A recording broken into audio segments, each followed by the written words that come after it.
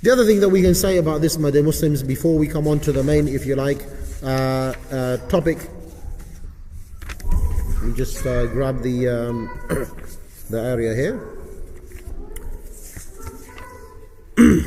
is that we mentioned earlier some difference of opinion among the ulama on the anbiya, whether or not the anbiya came only to the ins or to the jinn and the ins, and whether or not the jinn have their own anbiya.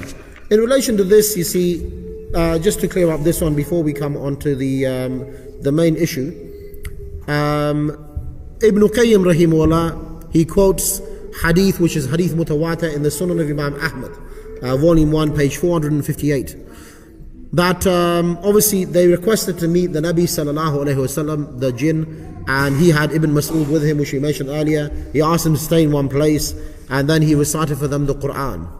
And he asked them to accept Islam, and they took the Shahada and they left. So we know the Nabi sallallahu alaihi wasallam was sent to both. However, the fuqaha differ about this. They differ on the following issues. Some of the ulama say they are not obliged to follow all the ahkam that we are obliged to follow. Meaning they have some of the ahkam with us, and some of them they're not obliged to follow. Ibn Qayyim rahimahullah and the jumhur of the ulama, meaning the majority in every generation, they believe as well, they believe that the anbiya was sent to both the ins and the jinn together.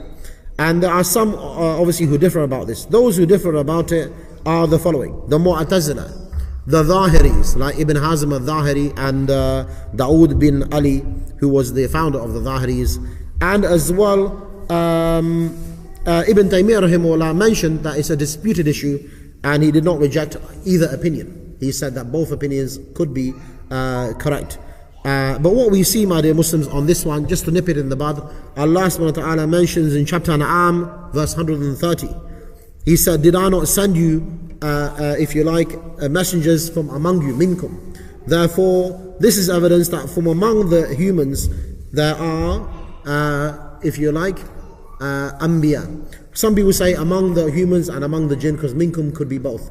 However, the strongest opinion, to clear this one up, Imam Abu Hanifa, Imam Malik, Imam Shafi, Imam Ahmad bin Hanbal, the four main, if you like, classical scholars, they all believe that there were no anbiya among the jinn, that they were all in fact from the ins, and that is what they believe, and that is the strongest opinion on the matter from the Nahj of the Salaf. Although there are people, we don't discount the other opinion. Yes, brother. Chapter 6, 130. Okay, just to clear that one up.